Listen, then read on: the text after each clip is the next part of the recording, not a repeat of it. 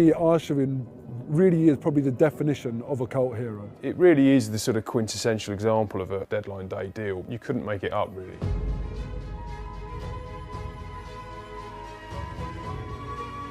It was the Euro 2008. Boy, what a player, and what a player you'd want to have for your team. He just had this style of play where he caused a bit of havoc. He seemed to be able to beat players really easily.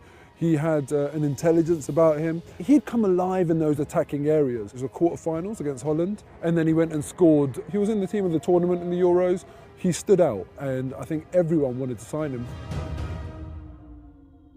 I was aware that he was somebody that Arsenal were looking at for a long time. The Arsene Wenger had this ability to still be able to pluck players out of obscurity, and although it was a diminishing ability of his as the time went on at Arsenal, at that stage he still had that. I was sort of aware of the name before the player in that case. Unpredictable, mercurial, could change games, and really had the potential at that point to take the Premier League by storm. That was the era of Arsene Wenger. It was more about setting us up for the next 100 years with this stadium and all of the infrastructure and everything you see around Arsenal today. We were a team littered with brilliant talent, and then also some real mediocrity. Van Persie, Fabregas, Nasri, Rosicki, and then Silvestre, Giroud, Amari Bischoff. There was so much promise and just not enough trophies to go with it. They were paying down the debt on the stadium move. They were losing a lot of players at the time to Manchester City primarily, but you look back at Arsenal during that period and there was a fragility about them that meant that their more creative players didn't have the stability within the team to be able to go and produce their best. Arsenal were a very sensible club. We didn't really ever go and get the style that everyone's after. That wasn't a very Arsenal thing to do in those times. And back in those days, we were a selling club, so I didn't think it'd happen at all. Dennis Laxer, who was Arshavin's agent at the time, an interesting character, temperamental, wouldn't return calls, but then wouldn't stop ringing you on some days. How that deal came about actually was his cousin was playing in a Kobbie football league in London with Phil Smith, who was the brother of John Smith, and both of them were agents. They ran an agency called First Artists. And Phil got to know Dennis's cousin through that, and through that acquaintance he got to know Dennis, and that's how the conversation started about Arshavin wanting to come to England, and specifically whether he wanted to come to Arsenal. When it looked like things were going south with Arsenal, he had another club in mind. A couple of weeks before the end of the window, they were sort of £5 million apart. At that point, as a journalist, I was covering the story quite closely because I knew Phil and John. I'd known them for a while. It was a transfer that was mooted throughout that January. The deal edged forward because Arsenal kept incrementally improving their offer. Zenit stuck to 15 million. Arsenal started at 8, they went to 10, they went to 12, it went to 13. They tried everything, but Zenit were just not going to budge from that 15 and Arsenal were refusing to pay it. It got to 13.8 on deadline day. It was never close until the final 48 hours, and really the final sort of 4 minutes it was about the moment where it got done. So it really is the sort of quintessential example of a deadline day deal, because it didn't look like it was going to get over the line until right at the end.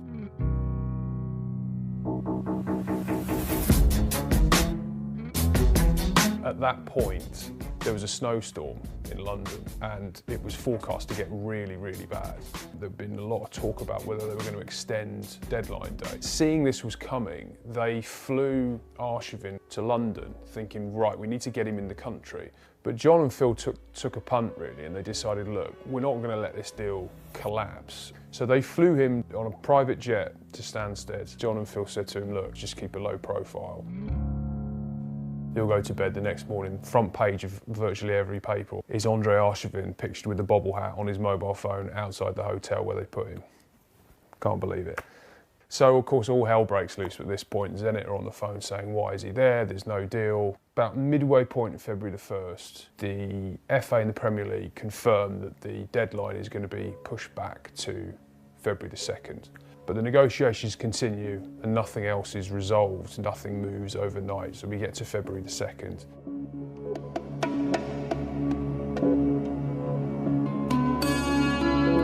I just remember on that deadline day just not knowing what was going to happen. Really, really frustrating because you so desperately want it to happen. But often Arsenal surprise you. The way we signed Bergkamp, the way we signed Sol Campbell. And with this one, it was very tantalising, but you just didn't know whether it was going to be a good surprise or a bad surprise. At 3 o'clock, they say they're going to have one final meeting in Russia to determine what they're going to do about Andre. Nothing's going to change. It's 15 million, but we will sell him for 15 million. So they've only got 2 hours. The final sort of half an hour of the window, John picks up the phone. Right, you've got your 15 million, I'm going to pay the 1.2.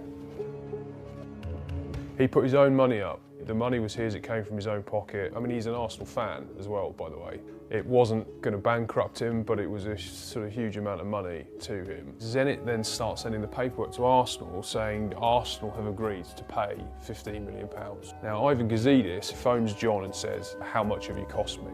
And John said, well, somebody had to do something, we had to get this deal over the line. You want the player wants to come. Zenit really want to sell, you know, everything's in place. And there's a long pause on the end of the phone and Ivan just says, okay. If he'd not put the money up, that deal wouldn't have happened. Even though this is 2009, you'd think an email would be good enough. No, they wanted a fax. It had to be a fax. Of course, the Russians' fax machine breaks down. You couldn't make it up, really. It was a sort of days where people were talking about fax machines, you know, but that was the charm of transfer dealings back then. At that point, no one really knows what is actually proof in terms of the Premier League sort of threshold. On the final minutes of the window, John tells the story where he's got Jim White saying this deal is done. He's got Big Ben basically about to chime in the background. No one can seem to actually just get the right documentation together, or no one's fax machine can work. Just send an email that says agreed. And with 4 seconds left before the deadline, that email came through.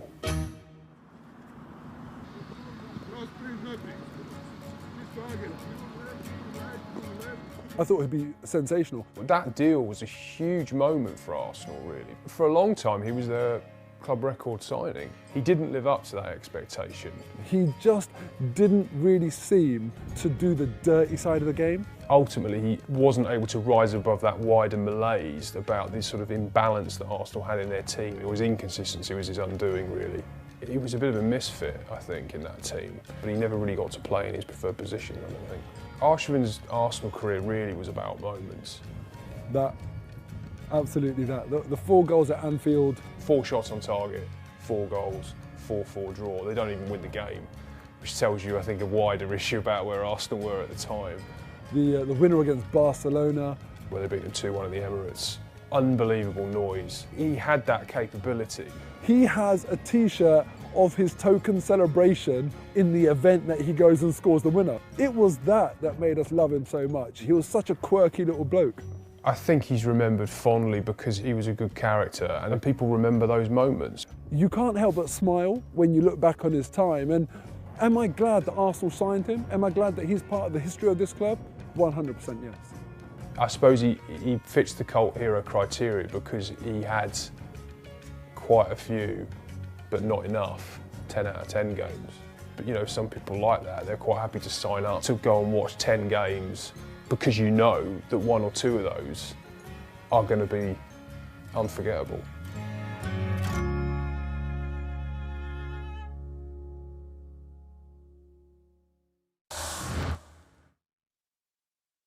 Xavi Simons was unveiled on Saturday in that game against Bournemouth. How much is he going to help? And are you a fan? Is this a good move? Is that most expensive player? Yeah, so hopefully he'll be more important than Kudus. He can do more things than Kudus. I think in terms of the creativity, he can be used in different ways. It's not coming off the best season at Leipzig, but there's a talent there. I think with Madison out for the season and with Kulusevski, you know, he's injured now. He'll be back at some point, but still, he's going to help if you use him correctly. And I don't know how easy he's going to be to integrate in this team. But yeah, overall. The other thing, though, he does feel like sloppy seconds, given that they thought they were getting Eze. Yeah. Sticking with Chelsea, the Alejandro Garnacho saga is finally over. £40 million. This makes sense, Chelsea? Well, they had Gittens on that left-hand side. They wanted another left winger, right-footed. Yeah, they made a point of saying, oh, we want another right-footed left winger. I'm Yeah. like, okay. And Now you this got two of them. Garnacho that they wanted from the beginning. You had Nico Jackson too. Yeah. We'll see about that. We'll talk about Nico in a bit. But yeah, Garnacho, they wanted him from the beginning, and yet it took them until August 30th to sign him, which I don't know if that says more about United or Chelsea or a bit of both, but they got him. Let's see how well he did, because right now we can discuss him until he plays and does well or not well or average. We can't really judge. I like Garnacho. I've always liked him. He's still raw, I think. As is Gittins. As is Gittins, you're right, absolutely. So let's see. And while that game was happening, Nico Jackson was on his way to Munich on a private jet, just to learn that with a Delap injury, Chelsea were like recalling that loan. Yeah, I wonder how Pedro Neto feels about all this. Yeah, He's true. like, what's wrong with me? Do I smell? No, whatever. The good news for the Rasmus Højlund haters is that he's gone from Manchester United. His new club, Napoli. So Andre, Frank, Zambo and Gisa nailed the three-pointer at the buzzer really late, and Napoli beat Cagliari 1-0. Gab, do we get a sense of deja vu in there? Yeah, that's right. Zambo Anguissa, 364 days ago, doing the great same finish. thing. That was against Parma last year. But the thing is, this is a different Napoli team. This is a Napoli team that I think they could have scored sooner. I think they're playing better. I think they have more options. They're just a notch above where they were last season. Is Højlund going to help that? I don't know. Obviously he's there because of the Lukaku injury. 6 million loan fee, 44 million euros, which obligation to buy, unless they fail to qualify for the Champions League, which I don't think is going to happen. I don't know. Højlund does not necessarily feel like a Conte guy to me. No, yeah. Newcastle ahead 0-0 at Leeds United and didn't play well at all. But never mind that, because Voldemort has signed. That's right, Nico Voltemade. We've touched upon this before. I'm going to be so interested in how Eddie Howe uses him, because he's unlike almost any other player we've seen in a long time. Yeah. I'm not going to come. And for those who don't know, the man's like 6'6". He's a giant, but he's got little man skills. Yeah. People have compared him to Zlatan. Obviously, that is heresy. Yeah, he's very skinny. And you He's should. not physically strong like Zlatan. It's also like I think we've taken Zlatan's name in vain enough true. times in this Voltemade. very true. Just put it apart. But he's not going to play the way Isak played. He's not going to play the way Callum Wilson played. He's not going to play that way. You're going to need different movements from your other wide players, whether it's Barnes or when Anthony Gordon returns from suspension. So I think that's why Newcastle still, as we record this, trying to sign a more traditional striker as well. Yeah, Yohan Musa. To go with him. But I'm excited to see him. Oh, super excited. He's a classic guy where you look at him and say either he's going to be a world beater or he's going to be an absolute bust. Bust, I don't think so. But yeah. Not bust, but like sort of full Mark II, just Maybe, with more yeah. in terms of productivity. And this was way back on Friday, but Milan win 2-0 at Lecce, and my boys Christopher Nkunku and Adrien Rabiot, both Paris born and bred, of course, are on board too and on their way. Gab, what do you make of all of this? I don't understand Milan. I mean, I can only understand it to the point. And people say, oh, look, there's different people pulling in different directions. I hope these are guys Allegri wanted. Obviously, he's worked with Rabiot before. Maybe he saw Nkunku on television. I don't know if there's like a vision. Oh, let's regenerate Nkunku. So where is Nkunku playing? I have no idea. I mean, honestly, I would assume. I would assume they're not. Obviously, they've been looking for a striker. Yeah, but like a proper striker, right? Not like a Nkunku type of striker. But that's not Nkunku, yeah, Exactly, like you said. yeah. And look, a second forward. Well, we have Pulisic who does that. It seems to me like they really are all over the place. Now, again, Allegri's his own guy. Yeah. If these are the people he wants, and you've decided, hey, we've paid Allegri so much money, he's such a big contract, let's give him everything that he wants within reason, obviously, then fine. And then Allegri will sink or swim. Yeah. But the point is that, and this is the problem that people need to understand, coaches leave before and clubs stick around. So tying yourself up in big amounts of money with these older players who don't really fit, I don't know. I genuinely, I don't know. I mean, I'm with you. They played better against Lecce. Santi Jimenez scored a goal that was disallowed, but I thought he looked a little sharper. Yeah. He might not be there by the time you listen to the show. It's a weird, messy situation. Jamie Vardy has signed for Cremonese. Gab, I never thought I would say that. Neither would I. It was so sweet. They had Cremonese, of course, we don't know, are a tiny club. They're just across the Po River from where the dad side of my family is from. So they have a special place in my heart. It's also where Gianluca Vialli's first club. And it's amazing. He arrived at like the private Linate airport in the middle of the night, and there were like 10 fans. And Cremona is not a big football town. No, big, yeah. There were like 10 fans there.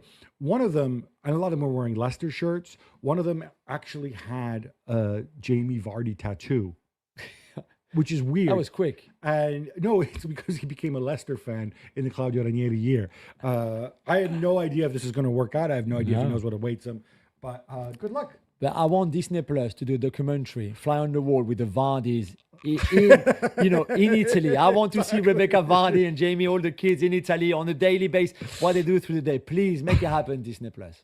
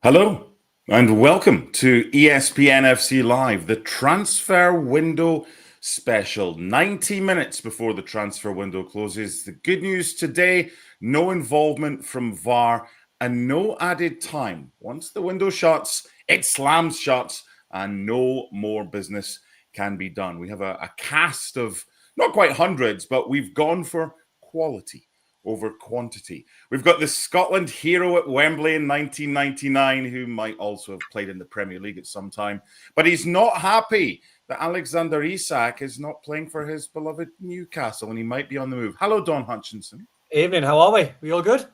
How are you? Your boys going? To be fair, get rid now. I've moved on. That's what we do as fans. We've moved on. I just think it was time to get rid, Mark. I think the players that have come in are very good replacements. I think for the sake of Eddie Howe in the dressing room and more so, I think for Newcastle United as a football club, it's best they move on. They've done that. They've got top money. They had to get a little bit more than 110, so they stood firm. Bravo from Newcastle United in a way from getting more money out of Liverpool and then get this saga over and done with, hopefully. Also joining us from the Football Reporters on YouTube, on podcast, wherever you want. We have Mark Ogden, we have James Ollie, and we have Rob Dawson. Who's the spokesperson for you three wonderful men? Well, I'm being pointed at, but I think it's because these two guys have been a lot busier than me today, so I've got a voice that's left, and these guys have been busy on the phone. So I think the reality is, I think the busiest one today has been Beth, because obviously our Liverpool reporter, Alexander Isak, is the deal that has caught us all by surprise last night when I think a lot of us expected it to happen, but the timing was kind of a little bit of a surprise after midnight. But Beth knows all the details, so I guess we throw to Beth. She does. Let's introduce her. Hello, Beth. How many days off have you had this month? I can't say I've had to. It's been one of the busiest summers that I can remember for a while. Liverpool typically aren't very active in the transfer window, and then my first summer with ESPN, and they seem to go out and sign everybody. So it's been a busy few weeks. It's been a busy day. I woke up inadvertently at 4:30 this morning and thought I'll just check my phone, and it was a bad idea because I didn't get back to sleep after that. But no, it's good. If you see me checking my phone at any point, I'm not being rude. There's talk at the moment that Mark Guéhi's deal to Liverpool could be in jeopardy. We know there's been a few issues with Crystal Palace trying to source a replacement. So that's still one that I think is going to go down right to the wire. But Alexander Isak, we expect that one to all go through and be announced in the next couple of hours. But yeah, it's been as dramatic a deadline day as I can remember. Okay, introductions are over. I want to stay with you, Beth, because you're where the story is. Oggie's already touched on the kind of surprise that a few people got last night when it became apparent, hold on, this might happen. In fact, this will happen. What's the timeline over this weekend as far as Liverpool and Newcastle getting together, speaking about Isak, and how's it all come about? Well, this has been a saga, as you know, that has played out for many, many weeks now. You know, the first contact between Newcastle and Liverpool was at the very start of this month. Liverpool went to Newcastle with a £110 million bid, which was emphatically rejected. And Liverpool's stance after that then was, publicly at least, was that they weren't going to return to the table with a second bid. They felt there was no point because they knew Newcastle would just reject it out of hand. They were adamant that they weren't going to let him leave, regardless of what money Liverpool were prepared to put on the table. But I think everyone sort of knew that there would come a point, and I think even Newcastle knew there would come a point when Liverpool did return with a bid. I think that the real sort of domino effect has been enforced over the past week. We've seen Newcastle obviously agree a deal for Nick Voltemade, and obviously now Johan Visser. So I think once it became clear that those deals, certainly the Voltemade one, was going to go ahead, I think that was when there was a sense that this could be a deal that could be done. I think in terms of personal terms between Liverpool and Alexander Isak, I'm sure that's probably been agreed and has been discussed for a while. So it's only really been, I think, over the past 24, 48 hours that those contacts between the two clubs to get all of those final details over a deal have been hammered out. I want to get Don's take on Mark Guéhi in just a second, but you mentioned in the introduction there might be one or two issues with that. Let's have our first prediction. When the transfer window closes, Beth, will Mark Guéhi have signed for Liverpool?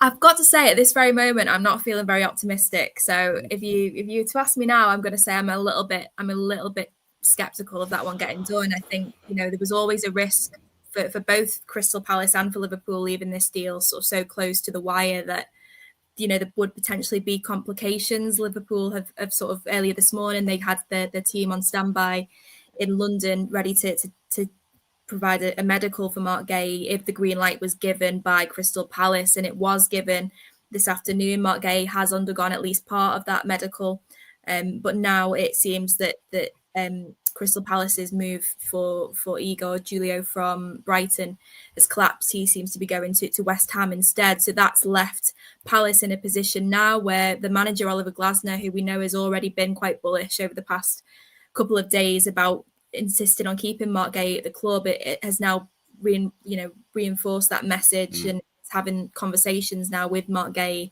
to try and come to some sort of resolution. And what that suggests is that he's maybe going to try and appeal to Guéhi to stay. You know, one of the biggest topics of conversation this summer has been sort of player conduct and player power and players forcing through a transfer. And so ultimately it probably comes down to whether Guéhi is prepared to kick up a bit of a fuss. And from what we've seen so far of him, you know, he played last night in the midst of all this transfer speculation. So he's the sort of character that you sort of think he might agree to stick around at Crystal Palace if indeed they can't find a replacement for him. Mark, can I jump in there? I mean, I just want to go back on something that Beth said about the Isak transfer and obviously the terms being agreed quite a while ago. I just want to ask Don just to kind of pull back the curtain a little bit, because when transfers are done, it'll say, well, you know, the club has been given permission to speak to the player now, so they're now trying to agree personal terms. The reality is they have to get done weeks and weeks in advance. So Don, from your kind of perspective as a player, when the personal terms agreed, is it well before you join a club? Is it kind of the first thing you do rather than the last thing you do? Oggy, honestly, when you hear about the terminology tapping up, every single player gets tapped up. And basically how it works, and I've been involved in, I think, 11 transfers in my career, a lot of them smooth. One, which we might get onto later on when we've got time, about making the move from Sheffield United to Everton, which is a little bit risky, is I was waiting on a young boy going the other way, and I had to wait for that kid to pass his medical. So that was nervy. But normally how the timeline works and the process works is, let's just talk Alexander Isak. So Liverpool probably would have made contact with his agent, first of all, to find out if the player would go. Once the player says yes and the green light, then that's when you thrash out, or the agent thrashes out, the personal terms, because there's no point in Liverpool talking to the agent and saying, oh, we're going to give him 50 grand a week, because there's no deal. So therefore, they do their end of the work behind the scenes before the bid goes in. Once Liverpool would agree that with Alexander Isak's camp, and they say, yes, these are the personal terms, we'd like to come, we really want to come, then that's when the bid goes into Newcastle. Because if it's the other way around and Isak's camp say, no, we don't want to go, we're happy at Newcastle, that bid to Newcastle then would never, ever arrive. It wouldn't even land on the table. So it happens. It's a part of football that will never be phased out. That's where the term tapping up, I think about 20 years ago, probably arrived from. But it happens. It happens with all players. It happens with all agents and all football clubs. That's just the nature of the beast. Going to hand over to Augie, to James and to Rob in just a second. They're going to be joined by Tom Keane, a sports lawyer. We're going to talk Manchester United transfers and various other things. But just one point on something Beth said, Dawn, to follow up on what Augie's just asked you. Remember, as a kid, we had Domino Rally, but you needed to kind of knock the first domino down for the rest to fall over. And as Beth's saying, if Igor Julio doesn't move on or goes elsewhere, Liverpool and Guéhi is probably something that they need. It would work for both parties. But as you said, when Augie asked you, this isn't just a case of, right, let's do a deal, because the team in the ascendancy right now that have got all the questions and answers are Crystal Palace. And the reason why, and a good example how these deals get done before a bid goes in, is Liverpool's medical staff were in London well before, I think, or in and around when the transfer fee got agreed. So they were ready to go.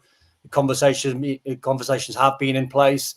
I'm pretty optimistic this one will get done. And I think the major player in this is Steve Parish, because he's at loggerheads with the manager, Oliver Glasner, who wants to keep his star man and his captain and someone who's been so professional.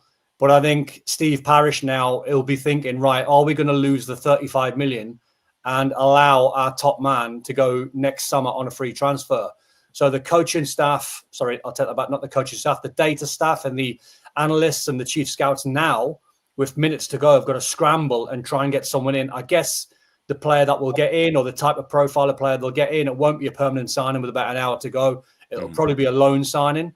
So it's going to use all their resources to try and find a replacement for Mark Guéhi. I'm pretty optimistic once it's gone this far, it will get done, but it'll be nervy for Liverpool fans waiting to see, because I think over the two players that's going to join Liverpool and Isak and Guéhi, I think there's a sense where Guéhi might be the most important signing, the centre-back for cover, because they are pretty stacked at the top end of the pitch. And it's going to take Alexander Isak after the international break a good couple of weeks, if not a month, to get up to speed. So brilliant signing the Isak one for Liverpool. I suspect the Guéhi one's more important. Yeah, plenty more to talk about over the next 75 minutes or so, including a possible exit from Liverpool, Harvey Elliott, in talks with Aston Villa. All the news still to come. But what about the Manchester clubs? Why don't we get the football reporters to tell us what's going on at City and United, and maybe some of the other transfer news for James Ollie. Augie, what you got for us? Well, Rob's been on the Manchester patch today. We've obviously got quite a few issues going on. Man City, Gianluigi Donnarumma is in abeyance at the moment, isn't it, Rob, in terms of it's not done yet. And I think Manuel Akanji has just moved to Inter, but no deal as yet has been pushed over the line. So any news, Rob? Well, we're just waiting, to be honest. I mean, City are in talks with Donnarumma, and I would expect that to go ahead. City have said this morning, or all day, in fact, that they can't green light that move until Ederson has officially joined Fenerbahce. Obviously, they don't want to sign Donnarumma and then have Ederson's move fall through and end up with two keepers. So they're just waiting for the green light from Fenerbahce, and then they're going to close that deal with Donnarumma. In terms of other things, City, Akanji's going to go to Inter Milan on loan with an option to make it permanent next summer. There's a little bit of interest from Galatasaray in Gundogan. He's not really played. Well, he's not played at all actually this season. So an option for Gundogan to go to Galatasaray. In terms of United, just stress, Rob, the Turkish window is open until the 12th of September. So that is another kind of outlet. But City want to get deals done today, really. The only other thing I would say about that Turkish window is you're right. It is open for until the 12th, I think. But Galatasaray are in the Champions League and they need to register their squads with UEFA tomorrow, I think it is. So Galatasaray were saying all week actually that while their window is going to remain open beyond today, they do need to get deals done today because they want all these players to play in the Champions League. In terms of United, again, waiting for confirmation. Really, most of the work is done with Sancho, Anthony, Højlund, Lebens, the keeper who's going to come in. Not had confirmation of any of those, so we're just kind of waiting now to have official confirmation that they're all going to get done. Man United is a bit like, when you go in a supermarket at the end of the day and they put all the out-of-date stuff in the whoop bin. I mean, that's where we're at with Man United, isn't it? You've got Jadon Sancho, Anthony. Who else have they got that's on the way, just kind of waiting for the... Well, Malacia. I mean, Malacia is the one that's not been training at all. He wasn't in as part of the squad for the summer. They were expecting to move him on. Even last week with Malacia, they were expecting a late loan deal to materialise. And as far as I can tell, right now, there's not been much interest at all. So there's a possibility that he's going to still be a Man United player tomorrow morning. In what world? Well, this one is the answer, but why are Manchester United not in for Donnarumma? Money. Wages. It's exactly, you're right, but it's exactly the type of signing that they have told us that they are kind of trying to move away from, the Casemiros and the Varans, the big money, World-class big players wages. who can solve a problem straight away. No, but massive wages. That they wanted to move away from that, and they were very, very quick with Donnarumma. Everyone will know that Donnarumma is available from PSG and that United need a keeper. They were very, very quick to knock that down. So why have they? I mean, last night it looked like Emi Martinez was on his way to United on a loan deal from Villa, and that quickly today is, is basically going to U-turn and Martinez is staying at Villa and sign Lamens from Antwerp. But surely, could United not justify doing two? Because Onana and Bayern have got no future at Man United because of the way they played this season. Even if they play the next game against Man City, their long-term future is not at Old Trafford. So surely Lamens for the future, Martinez to get them over the line now, the carrots, the personality, the experience they need. But with Onana and Bayern both staying, that would leave you with 5 senior keepers with Tom Heaton. They always said that it was going to be one of Lamens or Martinez. The official explanation from United is that Lamens is a younger keeper, one for the future. Higher ceiling. One for the future. Yeah. Well, the future never comes in Man United. That's the problem. Rasmus Højlund. The reality is, again, though, that Lamens is an awful lot cheaper in terms of wages and fee than it would have taken to get Martinez out of Villa. But again, United, when they signed Mbeumo and Cunha, have said that we're going to really value Premier League experience. Well, the one of those two guys who's got Premier League experience is Martinez. I asked a Belgian contact, so I think we all know actually. What is Sané Lamens like? Is he the new Thibaut Courtois or is he the new Simon Mignolet? And he said, well, probably somewhere in between. And he's not very good with crosses. So if I were a Man United supporter, I'd be a little bit alarmed if your new goalkeeper isn't very good with crosses, considering what the situation has been this season. Well, United are trying to play down expectations about how quickly this kid is going to play in the first team. Because I think the expectation, given what's happened with Bayern and Onana so far this season, is that they're going to sign Lamens and he's going to play at City at the Etihad Stadium in the first game back after the international break. I'm not saying that's not going to happen, but United are kind of sort of saying, well, he's not definitely coming in to be first choice, number one every single week. He's here to boost the goalkeeping group, and then Ruben Amorim will make a choice. So if you're a United fan and you're thinking we're never ever going to see Bayern or Andre Onana in goal for us ever again, you might have to think twice, because there's a strong chance that one of those will play at City after the international break. What about at Chelsea, boys?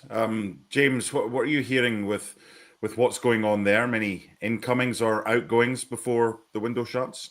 Yeah, they've kept me the busiest today, I have to say, on some stretch. I mean, probably the place to start is Nicholas Jackson. What a 48 hours for that lad. I mean, you could do a documentary, I think, on that deal was on, it was off, it was on again. So Nicholas Jackson essentially had agreed a loan move to Bayern Munich on Saturday morning. He travelled to Munich to undergo a medical and complete that deal. And Chelsea were quite buoyant and bullish about the fact that they secured this 15 million euro loan fee for him with a fixed price obligation to buy at 65 million euros next summer, which is a significant fee for Nicholas Jackson. You can debate his quality, debate his talent. But you could certainly not argue that they've sold very well there, Chelsea. And then, of course, Liam Delap goes and gets himself injured. And suddenly, you sort of... I want to talk to... When we have one of our guests on later, I want to talk to him about this, because I think a lot of fans still think that, particularly in this era of, recruitment teams talking about we strategise months in advance and all this, and, everything's planned, and we have plan A, plan B, and plan C. Chelsea had one injury to Liam Delap, and suddenly it triggers this almighty scramble where they say to Nico Jackson, sorry, you can't go to Munich. Oh, what? You're not going to come back? Okay, we'll go to Mark Guéhi at Sunderland. Right, we'll get you back. But, now maybe we need Jackson as well. Or maybe we could look for someone else. They go and have a look at Conrad Harder at Sporting Lisbon, but he's already 9/10 of the way to joining Red Bull Leipzig. And there's this sort of scramble in the final 48, 72 hours of the window that just... strikes at the heart of this, which punctures this idea completely that these clubs have got this, plan A, plan B, plan C, and they just carefully, methodically organise it as things go on. But anyway, from Nico Jackson's point of view, that deal got revived on this morning. And I think what helped them there was because they'd essentially negotiated a deal before, it was easy enough to sort of say, right, well, we've got this kind of framework of where we were going to go. And actually, Chelsea have ended up getting 16.5 million euros, €1.5 million more as a loan fee. So this has ended up actually helping them financially more so than it would have done had the deal just gone through a normal on Saturday. So that's kind of been the big sort of situation with Chelsea. What about Fermin Lopez? Because it was like the transfer equivalent of the hokey cokey. You're in, you're out, we'll bid for you, we'll not want you. What's the latest with that? Is it dead in the water now for Chelsea? And yeah, it is, because they've done Buonanotte from Brighton, which is another sort of slightly odd deal, because that's, I spoke to, when that story broke, I spoke to somebody at Brighton very quickly who sort of said, look, we are only looking to loan him. We're not interested in a sale or a permanent deal at this point in time. So they've looked at Chelsea. We're obviously looking at Xavi Simons at Red Bull Leipzig. They've ended up saying, well, look, we're not prepared to meet the valuation which Spurs did. I think it was 60 million euros, and they've ended up letting him go to Spurs when it looked all summer really that Chelsea were leading the race for him. So they've looked at that number 10 position. They realised that Cole Palmer needs essentially an understudy. So they've looked at Buonanotte and thought, okay, 20-year-old, season-long loan, he can act as an understudy effectively. And then that might allow us to play João Pedro as a number 9, because he played as a number 10 on Saturday against Fulham. And it might revert him more to his natural position and maybe just take a little bit of the burden off Cole Palmer. But because of that situation, I don't see them now going for Fermin Lopez. I think there was only really ever an inquiry there, and from what I was told and what our Spanish lads sort of said at the other end of that deal, there didn't seem to be too much enthusiasm from the player and not really from Barcelona to sell him. So I'm not sure that was ever really a viable option. And over at Spurs, if you're Dominic Solanke, how are you feeling about Kolo Muani's return to London? Yeah, well, I mean, an opportunistic deal, really, because it looked for all the world at the weekend that he was going to go to Juventus. He spent the second half of last season on loan there from Paris Saint-Germain, did well, and I think he wanted to go there as well. But that deal collapsed, and Spurs sensed an opportunity, and they moved very, very quickly. We know that Spurs have held an interest in him before. He was linked with United, wasn't he, as well, at one stage in January, I think. A couple of times. Yeah. But Spurs were certainly looking at him in January last season, but couldn't get a deal over the line. So I think that's a little bit of a coup that for Spurs, because it's a loan deal with no option or obligation. And remember that PSG paid 90 million euros to Eintracht Frankfurt for Kolo Muani just a couple of years ago. So, clearly a lot of clubs think there's a really big talent in there, and he has scored goals where he's been. He needs to stay fit and have a run in the team, but you can see him being a really powerful option for Thomas Frank, who, let's be honest, Spurs have had a bit of a mess of a window until the last week. So getting Simons and Kolo Muani feels like they've saved it a little bit. As promised, we have another guest. Tom Keane, a sports lawyer, is joining us. Augie, why don't you take it away here and get a bit of background about Tom and his involvement in previous transfers? Hi, Tom. So thanks for joining us today. We know you're a sports lawyer who had a brief spell at Man United as head of football negotiations in 2022, but I know you can't go into specifics about your time at United, but just from your role, what is it like at this point of the window, an hour to go or minutes ticking down to deadline? How hectic is it? How difficult is it to kind of get everything over the line? Yeah, hi everyone, and thanks for inviting me on today. Nice to see you all. Yeah, I mean, I've been in probably quite a unique position in that I acted as an agent, still a licensed agent. I've worked in a club. Obviously, that was Man United, which you've mentioned, and I'm also a sports lawyer. I'm a partner at Brandsmiths. And so I've actually acted on pretty much all sides of these transactions and had that experience on deadline day a few times. And I think what the deadline does is it obviously brings a pressure and a finality. That comes in a number of forms. You see transactions like the Isak one, which has obviously rumbled on throughout and looks like it's come to a conclusion now, right at the deadline, because the deadline has caused it. You also see transactions which appear to be triggered by events that happen at the beginning of a season, whether that be form, injuries. I think you guys just spoke about the Liam Delap situation. So a lot's happened, and what I think it's for the same for you guys in the media who've been covering it. By the time you get to this point, the pressure's the highest, but you've also been working relentlessly for 2 to 3 months, well, 3 months really. And so people involved are pretty exhausted by this time, but the pressure's also the highest. So I think the key from my experience is, especially in terms of the club side, it's got to be a team effort. You need good communication. You need to do pre-planning where you can. That means if you're in the role, for example, that I was in at Man United, you need your legal team briefed, your finance team briefed, you need your club secretary briefed, because as well as agreeing these deals, you then need to document them and you then need to register them. Otherwise, it's a lot of wasted time. And there's a number of people involved there that have to do their jobs to make this happen. So it's all about, at this stage, good communication and do the best you can. What I would say is, come deadline day, there'll be plenty of transfers that you see happen today. Ones that will come out of the blue that you weren't aware of, but there'll be just as many that don't. For example, I know at our firm today, we prepared documents on 2 transfers, which I don't think will happen. And that's all because the pressure that this deadline brings.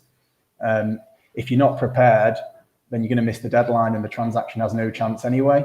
So at this point, there's kind of been a bit of pre-planning on work done, and you ended up with a bit of wasted time and a bit of wasted work too. Tom, can you tell us a bit about how reactive you feel it is in general, having the window when the season started? So, we sort of often hear about clubs who have obviously strategized months in advance for the window, but in your experience, how much does the first 2 or 3 games actually impact clubs' thinking, where they think, well, actually, maybe we do need this player, or there's an injury that forces them to act, or something happens in the first fortnight of the season that leaves them in this position where they're almost improvising or scrambling as the window comes to a close? Yeah, I mean, I think that's. I think it's fair to say that happens. There's so many examples of it, and it's natural, right? Teams, coaches come under pressure if they don't get results, if they get injuries, they're in a position to react. And obviously, once that deadline's gone, they can't do that until January. So it kind of makes sense. It's not the way clubs intend to operate, but it's a natural consequence of having a window that extends beyond the beginning of a season. I know that a few years ago, the Premier League decided to align the end of the window with the start of the season, but then there was this kind of strange situation where other European leagues didn't do that. And then you think, well, actually, have Premier League clubs disadvantaged themselves in terms of like certain transactions and movements that are happening? So it's a tricky one. The idea is that sort of globally, these windows, especially in the big leagues, align, so everyone's in the same boat and under the same pressures. So, Tom, I think Don has got a question, because obviously Don been to a few transfers. I think he wants to ask you a question about gentlemen's agreements. Is that right, Don? Yeah. Hi, Tom. Don here. I've been involved in a gentleman's agreement, and I've actually sacked an agent halfway through negotiations, which was actually quite funny, but not for the agent that I sacked. And I think for the general public trying to understand what an agent and a player goes through, don't underestimate how emotional it can be for the player and the agent to try and either sanction a move or get a better contract. And I just want to ask you a question about a gentleman's agreement, which I went through when I was leaving Everton and I had 4 clubs to join. And I met Alan Kirbishley down at Charlton. And the offer was club captain, highest paid player at the club. I then met Gordon Strachan at Coventry, same deal, captain, highest paid player at the club. I then met Brian Robson and Keith Lamb up at Middlesbrough. And then I met Peter Reid at Sunderland. I always wanted to go back to Peter Reid and Sunderland because my mum and dad weren't too well at the time. I wanted to go back, having been away for about 10, 15 years. And I negotiated my contract, which I was happy to do at the time. But I shook the hands of the chief executive at Sunderland and Bob Murray, the owner, the chairman at the time. And over 4 years, I was willing to lose £2 million to sign for Sunderland. And the gentleman's agreement was that if I had a really good season, whether it was season 1, season 2, 3 or 4, we could then redo a new contract. I had the season of my life in the first year. We then went in for a new contract. It didn't happen. They said no too early. And then that gentleman's agreement never actually arose, and I moved to West Ham. So is that something now, because we've heard a lot of it in this window, where that just won't happen anymore? Everything now has to be put in writing and no handshakes or gentleman's agreements anymore. Yeah, no, I understand the concept and those type of conversations. I think they still happen. I think the bottom line is, unless you have a contract which records the terms and it includes the terms that are included in that agreement, then obviously it becomes very difficult, if not impossible, to enforce the terms of that agreement. What that can do is cause discontent internally. And you see that with the likes of the Isak situation, where, and I think Wissa too, they spoke about conversations they had, impressions that were made. The fact is, they signed a Premier League contract with their clubs. That contract has to record all the main terms. It'll have a clause in there that says it includes all the main terms. And so any of these kind of sideline bits that people think that they've agreed, unless it's in the contract, it's not legally binding. And so you're still at the peril of the club, because they own your registration, and ultimately it's a decision for them to make. But I do understand it.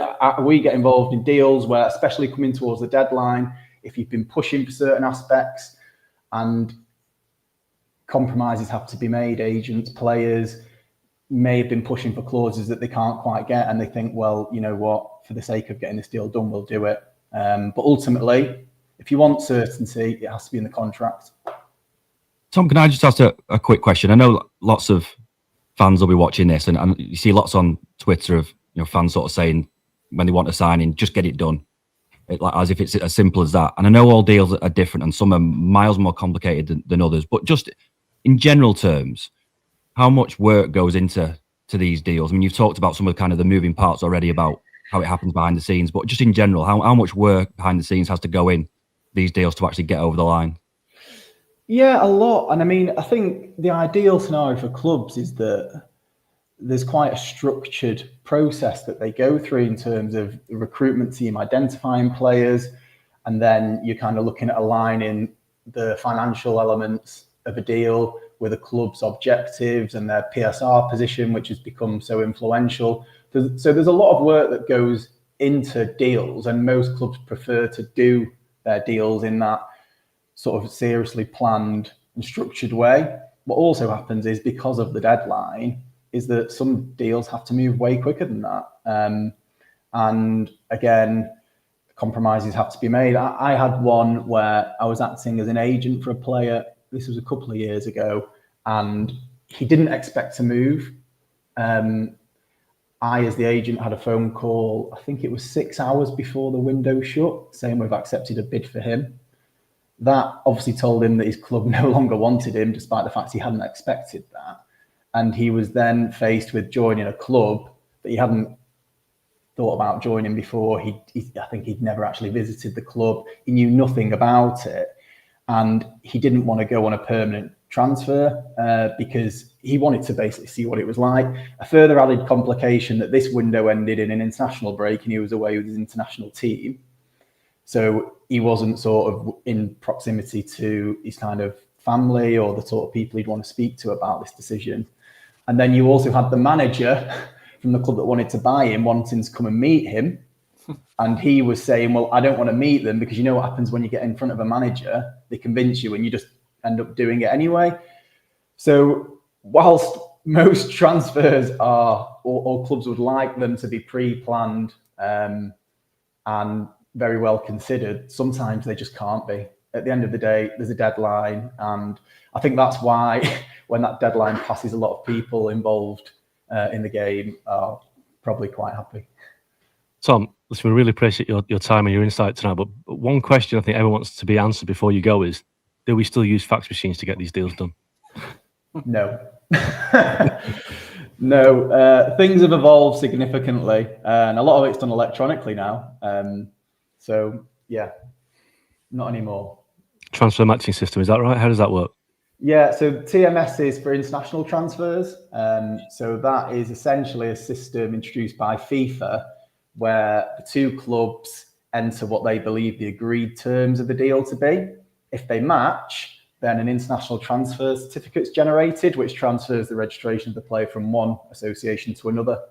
So that's not something we have domestically. So, for example, a transfer between Newcastle and Liverpool, but you would have it, for example, a transfer between Bayern and Liverpool. That would be part of the process. So that's why, especially in these later hours of the window, international transfers are a bit more tricky because there's these extra administrative steps that need to be taken. So, Tom, you basically got 40 minutes to get some deals done. So we'll let you go. But thanks again for joining us, and hope you get plenty of 40 minutes. Thanks, Tom. Thank you. See you soon. Thank you. Bye. Thank you to Tom. And by the way, Don Hutchinson, your question, which was over 2 minutes, also contained a request for legal advice. So off air, if you and Tom can just exchange details so he can send you an invoice. That was cheeky. You got there in the end, but goodness me. Well, there was always context to the story. Sunderland fans will want the context. Yeah, it's good. No, it's good stuff, and you can take a dick. So thank you for that.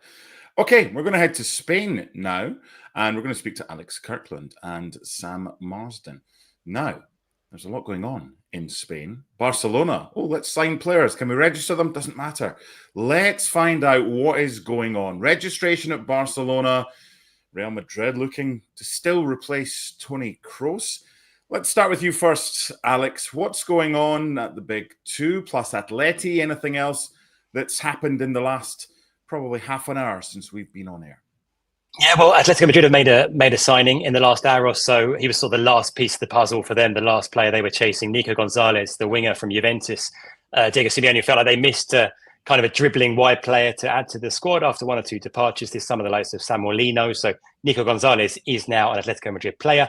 Otherwise, the other side of the capital, Real Madrid, has been very quiet. Madrid, of course, did their business much earlier in this window, didn't they? They got Trent and Howson in before the Club World Cup. You had the deals for Carreras and Mastantuono wrapped up a few weeks ago now as well. And since then, it's really been about possible departures at Real Madrid. The two names we were looking at in the last week or so was Dani Ceballos and Rodrigo. In the end, both are staying. Rodrigo, despite all those links to all those Premier League clubs all this summer and talk that he'd be off, he's staying after a chat with Xabi Alonso in which he made clear he wants to play on the left wing, even if that means competing for a spot with Vinicius Junior. He's happy to do that, and that's going to be the situation going forwards. Ceballos had a move to Olympique Marseille lined up last week and then changed his mind and decided to stay. If Ceballos or Rodrigo had gone, then Madrid would have looked to replace them in the squad. But in the end, as I say, both of those players staying put. And so no incomings at Real Madrid. In terms of Barca, I mean, that's Sam's specialist subject, isn't it, really? It's always much, much busier at Barca than it is at Real Madrid in terms of deadline day deals. I'm just slightly disappointed, Sam, it's not you and your daughter, because you always have a good laugh, and it's good fun when your daughter joins you on ESPN FC. But I see she's decided that Daddy can do it by himself today. Yeah, don't say that. She'll be running in from the other room any minute now if she knows that that's an option. What's going on at Barca and the register? I mean, 12 months ago, it seemed like players were signed but couldn't register. 12 months later, what's happening there? Yeah, like Alex says, usually much busier at Barcelona. It's not actually been the case this summer, much to, I'm sure, the disappointment of President Joan Laporta, who loves a little bit of drama, who loves the spectacular and would love nothing more than to be, flying players in on deadline day and announcing a big signing to please supporters, excite supporters for after the international break. But it's not been the case. There have been those two signings early in the summer. Joan Garcia, the goalkeeper who excelled in the 1-1 draw with Rayo Vallecano on Sunday night, arriving for 25 million euros, and Marcus Rashford, of course, on loan from Manchester United. And apart from that, there has been sort of a desire perhaps to sign a defender, whether that would be a right back or a centre back, but there's just not the money there. We saw the situations, as you said, every summer we have with the registrations. We had the whole court case with Dani Olmo last year and how he was had to be registered this year. We had Rashford and Joan Garcia. They were registered for Barca's first game of the season at Mallorca, but we had to wait until this weekend, which is literally just before today's deadline, for Wojciech Szczesny and Gerard Martin to be registered. They were in the squad against Rayo Vallecano for the first time, having not been selectable for the first two games because of registration issues. So yeah, there's not been the theatrics that Joan Laporta would have liked. It's not been as busy as Barca would have liked. They would have liked to add to the squad because as we've seen through the first three games, the squad is a little bit thin, but they're going to have to go with sort of the young players to make up the squad. They made a little bit of money. Some players have left, Pau Victor to Braga in Portugal, Pablo Torre to Mallorca, a few other players for little bits and bobs of money, but it pretty much just makes up the money they spent on Joan Garcia, and they don't have any money now to spend. If they were to sign someone today, they would not be able to register them before the deadline for La Liga, so there's been no chance of them doing a deadline deal. The one to watch, of course, was the Fermin Lopez one. I don't know if James has already spoken about that on the show today, but it never really got off the ground. I think there was sort of a loose desire on all three parts. James will obviously know the Chelsea story better than me. It felt a little bit like they thought that maybe if he was available for a low offer, perhaps he would be a good option. I think Firmino thought as well, he's happy at Barcelona, but, perhaps if someone does want to come along, pay him more money, give him more guaranteed minutes, perhaps he could go. Barca thought, we don't really want to lose him, but if a big money offer comes in, perhaps we'd let him go. So I don't think that one was ever quite getting off the ground, despite all three parties perhaps having some sort of interest in a deal being done in the right circumstances. And Alex, we've also got this slight anomaly in that the Spanish transfer window closes later than the Premier League window. So they can go and pinch whoever they want if they have the money from England. However, England can't do the same to Spain.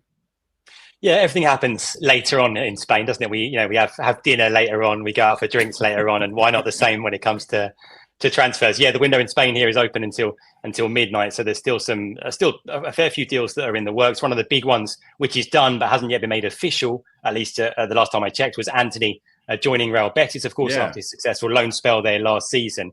I think just before we came on air, Betis had sort of put out a teasing tweet which sounded like it was about to be made official.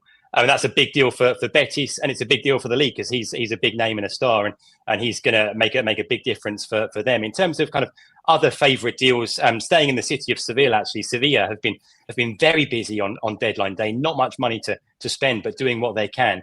And we've seen Alexis Sanchez, 36 years old now, flying in to sign for Sevilla. Will he be any good? I mean, probably not, but it's going to be quite fun. And they need a bit of fun, Sevilla, because they've lost one or two of their best players in this window. Probably their sort of star last season was Luca Bacchio, and he's gone. And Alexis Sanchez is nominally replacing him, although, like I say, in terms of actual performance on the field, let's see. But hold on a minute. Alexis Sanchez was born 4 years after Santi Cazorla, who's playing in La Liga. So there's still hope for all of us. Even you, Don, with that liquid that you were drinking, which I haven't seen since tennis players at Wimbledon tried that Robinson's barley. What is that stuff you're drinking? Oh, just a bit of coconut water, just nice and healthy, just trying to rehydrate for the last hour. Wonderful. Why don't we bring in Tom Hamilton as well? Because there's plenty going on at Wrexham. They've spent a fair bit of cash. My thanks to Sam and to Alex. We're going to be talking the English Championship now. Tom, how are you? And how busy have you been with Wrexham and all the ins and outs down there? It's been quite a lot of fun, really. We're never quite sure what's going to happen next. I think today they pulled Ben Sheaf out of the bag, who I think could end up being the best signing they've made all summer, to be honest. He's from Coventry. If you remember a season and a half ago, or it would have been actually just over a season ago now, that FA Cup run, he was absolutely integral to that. But as they got to the semi-final, ended up being sort of as part of the Championship team of the season. He's a brilliant defensive midfielder. He'll slot straight into Parkinson's team. But it's definitely been a revolution this summer, I think, over evolution. We've seen so many familiar players move on, the likes of Paul Mullen, the likes of Ollie Palmer. They've all gone. Tom O'Connor went Stephen today. Fletcher's gone as well. Yeah, exactly. So, yeah. I trust you to bring up Stephen Fletcher, but yeah, a Scotland international who's he's the meat in our rather girthy sandwich. So have to bring that up. No, he was awesome for them as well. So look, a lot of familiar faces have gone, and then they brought in a host of new players, really. And it's been, I think, sensible spending overall. There haven't been any really extravagant buys. There haven't been any sort of Galactico buys, and it's been those where you can see that for the majority they can get a return on investment if in a couple of years' time they decide to go somewhere else, I think. Don, they've spent a lot of money. They've spent over 30 million. How much pressure do you think is on Parkinson to deliver? I think that's a good question. I think it feels like to me he's not under immediate pressure, because the biggest jump is jumping from the Championship to the Premier League. The back-to-back promotions is superb. Plenty of teams have done it. It's not easy, but this is why I think you're starting to see Wrexham now spend a bit of cash, because, as I said, I love playing in the Championship. I was there with Sheffield United, and it's a brutal league. It's 3 games a week. You've got to be physically fit. You've got to be willing to play with knocks. Managers have got predominantly small squads because lots of injuries do happen. But the only way, I remember talking to Howard Kendall one time. I was chewing the fat with Howard Kendall, who's my manager at Sheffield United. And I said to him, what do you look for when you buy in? When I was signing for him at the time, I went, what do you look for? And he went, Premier League players. And I went, what do you mean? He went, the only way you get at the Championship is buy Premier League players. If you buy Championship players, that's where you'll stay. So the biggest jump for Wrexham is trying to spend the amount of money on the quality to try and improve the team, because it is a brutal league. And unfortunately, you do need Premier League players to try and get out of that league. Tom, what is a good season for Wrexham? Because we've seen in the early games so far, they've had a couple of punches to the gut, but we've also seen, as they've come up from the National League, that they know how to bounce back. So glass ceiling this season compared to where you think they'll finish? I think they'll probably finish mid-table. I think they might finish in that little corridor between mid-table and the playoffs if things really do go well. But I think a season of consolidation wouldn't be the worst thing. Like, there's so many different things going on there at the moment for the club. You know, they're rebuilding the Kop end as well. So I think that sort of would be realistic for them. Mid-table to maybe sort of just above mid-table would be a decent return. As you say, look, they spent now with the signing of Sheaf today, that's the third most spend and out of anyone in the Championship behind Ipswich and Southampton. So look, they're trying to mix with those sorts of teams.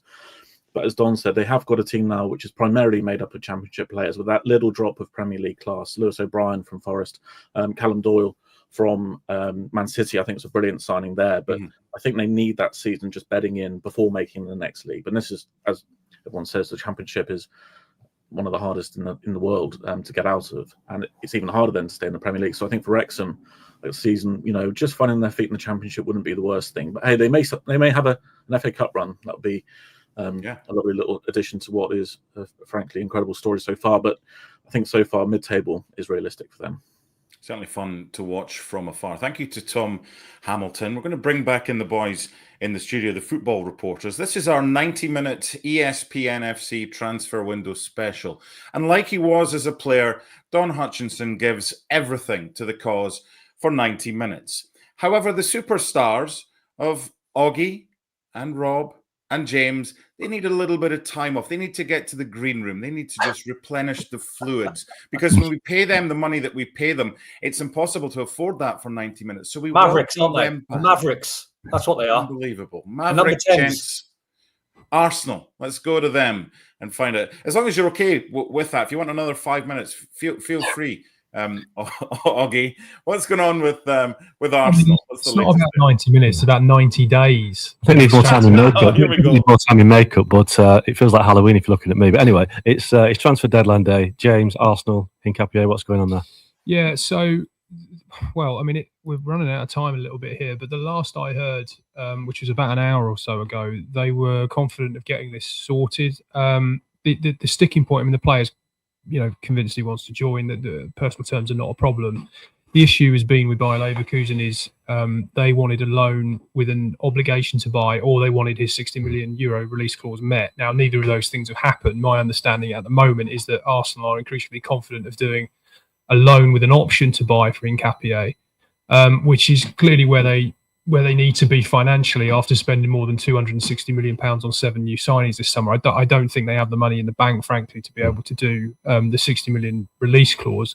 Obviously, Leverkusen would like some sort of assurance that money is coming, hence the obligation. But from I think where they are with it is they're quite confident that the player, because he wants to join them, they can push through a loan deal and then sort of kick the permanent side of the deal down the road for another year. So that's where they are with incomings. That there won't be anything else. Before you talk about Reece Nelson, just a bit of breaking news. It's dramatic breaking news. Rasmus Højlund has completed his loan move to Napoli from Manchester United. But sorry, James, outgoings. Yeah, so outgoing. Yeah, Reece Nelson's going to Brentford. The Hincapié deal, part of that, assuming that happens, Jakub Kiwior will then go to Porto. That deal's just waiting for the green light. Albert Sambi Lokonga has gone to Hamburg. We think Fabio Vieira will probably go there as well, although again, the last I heard, that hasn't got over the line. It's looking increasingly likely that Alexander Zinchenko won't get his move. Marseille were talking to him for quite a long period, but I don't think that's really gone anywhere today. Again, could be revived. There's still 20 odd minutes to go, and clearly there are other windows that are open, and that could be somewhere that Zinchenko ends up moving to, one of those countries that's Turkey. I think Portugal's still open as well, isn't it? There's what about Portugal? There's a few windows that are open. What about Trossard? Because he's been linked with a couple of news. He's still there, but obviously brought a lot of forwards in this window. Well, they signed. I mean, with him, he signed a new contract. He ended up, he got more money, but no longer deal. So the idea was, you're going to probably sit on the bench when there's a little bit more money to do it. So I think had they got a big offer in for him, I think they probably would have let him go, particularly after obviously doing Eze. But no, as it stands, he's not going anywhere. There's a lot of moves going on as we speak. The transfer window closes in about 23 minutes. A couple before I want to get Don's thoughts on Højlund at Napoli that have just gone through. Celtic have made a loss on Adam Ida by selling him to Swansea for $6 million. And Aberdeen have signed Kevin Nisbet, who was on loan there last season from Millwall. That is on a permanent deal for around 300,000. Now, Rasmus Højlund, Don, I'll get your thoughts in a second on how you think he'll fit in at Napoli, but let's look bigger picture here. This has been a total and abject failure, a flop by Manchester United. What now for them with regards to this loan deal? And will they escape scot-free because they've let this guy go? Well, you say abject failure and a flop. I think that's more on the board at Man United than the player, because Rasmus Højlund is a really good player. He's not the finished article. He's very raw. You can see there's a player there that's devoid of any confidence whatsoever. I've seen a lot of him when he was at Atalanta. He performed that well. I sent him on to one or two Premier League managers that were in the job at the time because the talent and the potential was there in him. I still think that player is still to be developed. I think it's still in there. I think Conte will get the best out of him because Lukaku's now injured. So he'll go straight, I would imagine, into their first 11. He'll gain confidence from that. The £75 million that they paid for him was far too much. And that put a lot of pressure on Rasmus Højlund. He didn't deliver. I think very early on he missed the pre-season and had quite a bad injury. So that always took a little bit of time. Any player will tell you, you miss a pre-season, it's difficult. I'm not defending the player because some of his performances wasn't good enough. But I just think the whole thing was handled from start to finish from the club's point of view poorly. He should never have been bought for £75 million. A true reflection, I think, of a price tag for someone that scored 11 goals for Atalanta should have been in and around 30 to 40 million quid. Then you'd like to think a youngster going to Man United would be given time. The pressure was on him because of the price tag. They've done exactly the same now with Šeško, so they haven't learned, because in my humble opinion, if I had a say at Man United, I would have said to their board or to Ruben Amorim, don't buy Šeško, give Rasmus Højlund one more year at Man United, give him some coaching, give him some encouragement, and buy a £75 million goalkeeper. That would have been the way I would have went.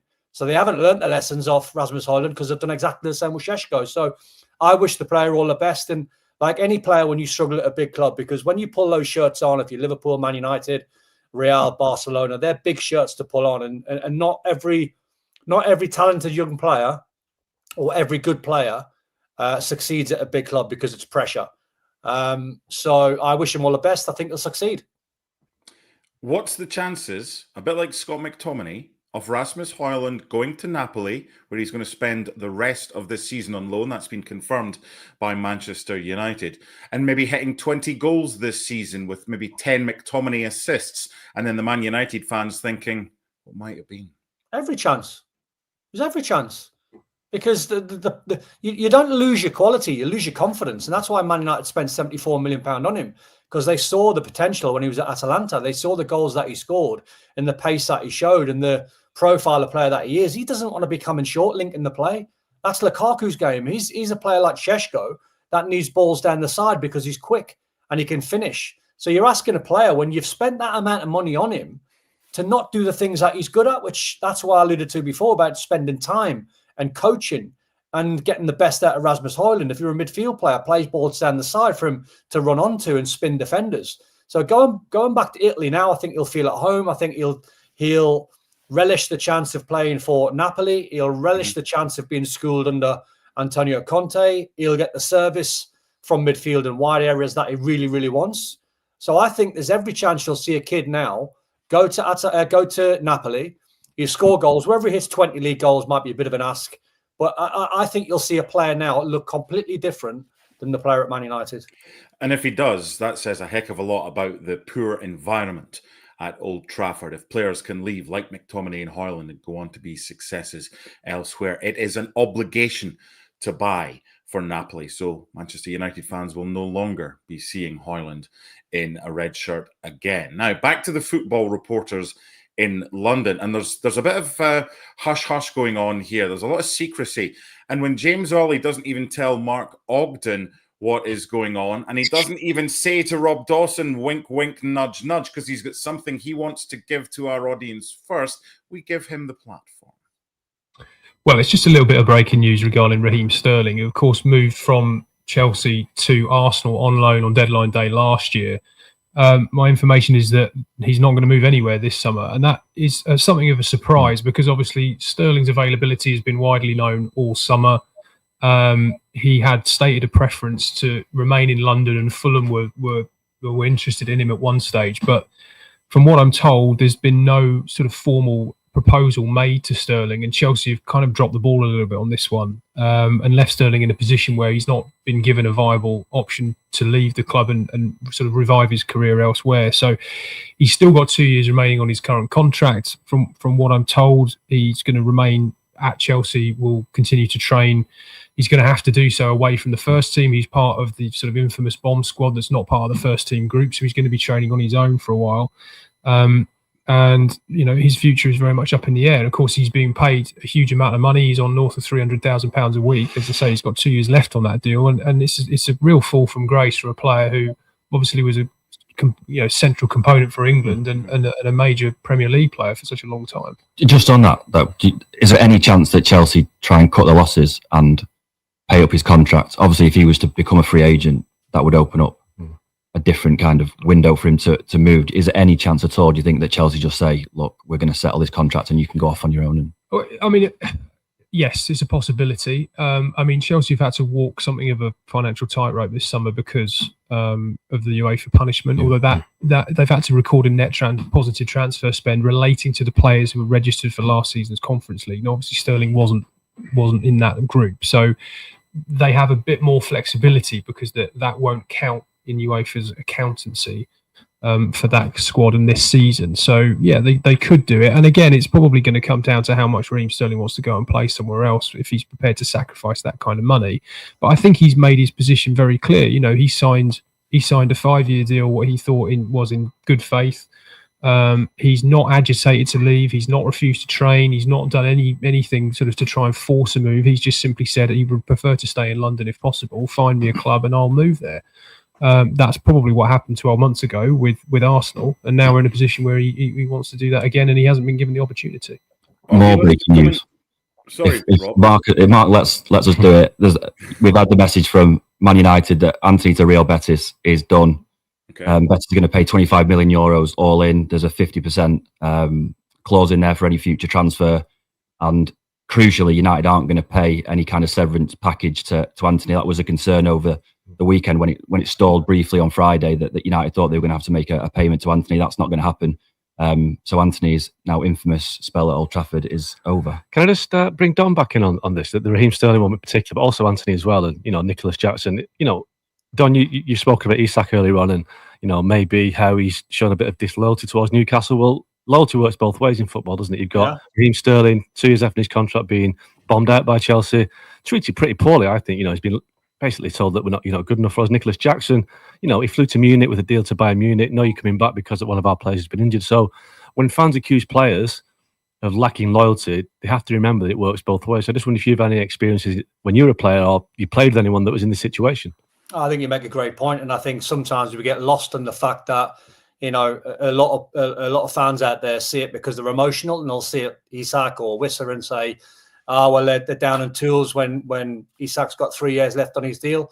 But Nicholas Jackson flew to Bayern Munich off the back of all of a sudden being third striker. And by the way, he had a contract at 2033. So he had every right, really, not even to fly to Munich and do what Raheem Sterling's doing. And this was always going to be the problem. This is what I foresaw when I seen Chelsea and Todd Bowley put all these guys or the majority of the players on 6, 7, 8 year contracts. I always thought at some point when they want to move the players on, at what point will a player with an 8-year deal left on his contract just say, "No, I'm not moving. I'll be willing to train on my own. If you're going to pay me £300,000 a week, I'll come in at 1 o'clock, or I'll be a good pro. I'm not moving on. I'm going to secure the money for my family because you put me on this contract." So to answer your question, Oggy, I think it's getting to a point now where I don't think contracts are worth anything because players now with 3 years left on the deal can just turn around and go, "I've had enough of that contract. I want to move elsewhere. I want to move on." Clubs are trying to force players out the door, which they've got every right to do. it's gone on forever. I just think it seems a little bit sour now that because of the length of contract some of the Chelsea players especially are on, they're under pressure now as a club to try and get as much money back. And you take Man United as a great example. I mean, how to try and sell a house if you're Man United and say, by the way, does someone want to buy my house, but the roof's leaking, the plumbing's gone, and you can get it for half the price? Because that's what they've done with all these players that they're trying to get shut of. You know, they're just the way they've undersold their players and not protected them by trying to get a higher transfer fee seems ludicrous to me. I mean, I read that Betis offered Man United something like 25 million about 4 days ago, then pulled out and said, no, actually, we don't want to pay that anymore. We want to pay 21. And then Man United have buckled again and gone, well, okay, they can have 21. There's so many players moving out of Man United, Rasmus Hojlund another. Yeah. Their transfer fees are not even half. So the job that the hierarchy are doing at Man United and Chelsea seems bizarre to me. Okay, I just want to touch upon Aston Villa a second, if you don't mind, because it doesn't look like Asensio is going there. He's off to Fenerbahce. And also Vissa, what's the latest that you're hearing with regards to what's going on at Villa and also where Vissa might end up? And is that Newcastle deal going to be done? And remember, the transfer window is at 7 o'clock, but many deals are announced after that once all the paperwork is done. Let's just address Vissa first, because I think Newcastle, I spoke to Newcastle maybe midday today. They were pretty hopeful of getting that done. Wissa was in Newcastle having a medical, fee agreed, everything agreed. So I'd be very, very surprised if that doesn't happen. Aston Villa, you know, obviously you're right in terms of Marco Asensio signed a permanent deal with Fenerbahce from PSG, so he's not going back to Villa. You know, I'll chat to the lads, but Villa have had a strange day. I mean, if you're an Aston Villa fan, look, you might be relieved that Emi Martinez is staying. Maybe not, because obviously it was quite clear he wanted to leave. But today they brought in Harvey Elliott from Liverpool. Good deal. I think Elliott's a good player. But Jadon Sancho from Man United on loan and Victor Lindelof. Now, Victor Lindelof was released by Man United at the end of last season.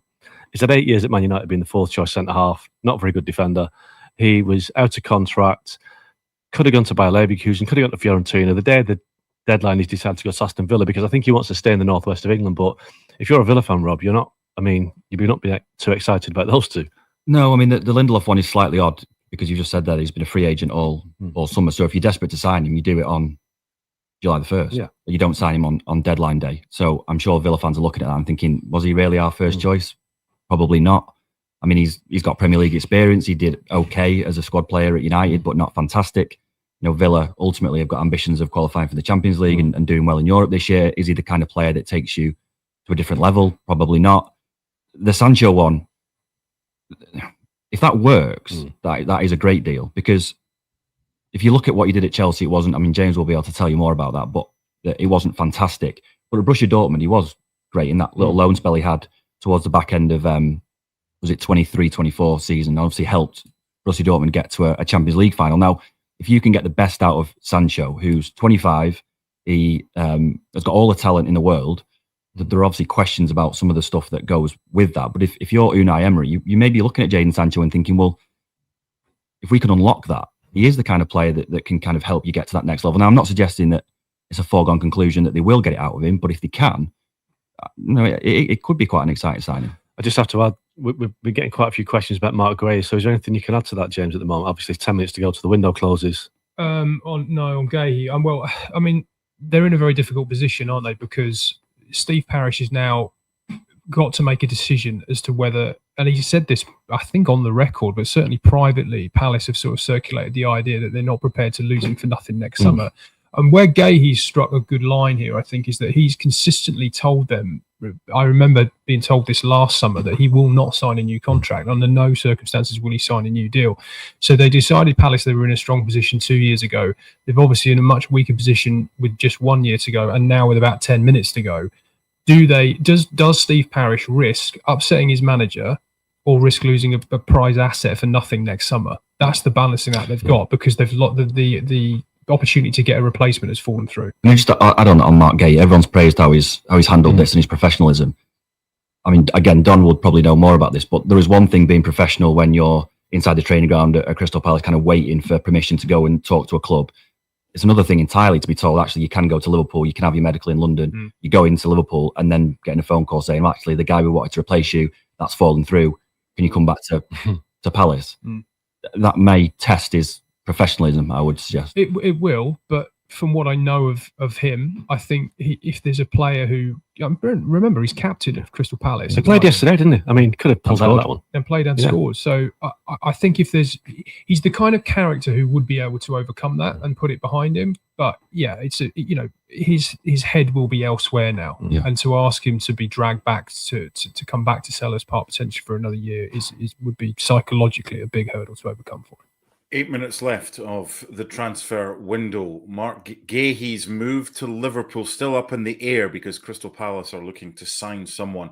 Maybe for the January transfer window, we should do what they do in NFL and also Major League Baseball. And basically the team says, oh, you've been traded to the players. So maybe Don Hutchinson can go to the football reporters, but who of the three of them would want to go into Don's man cave surrounded by all those My days.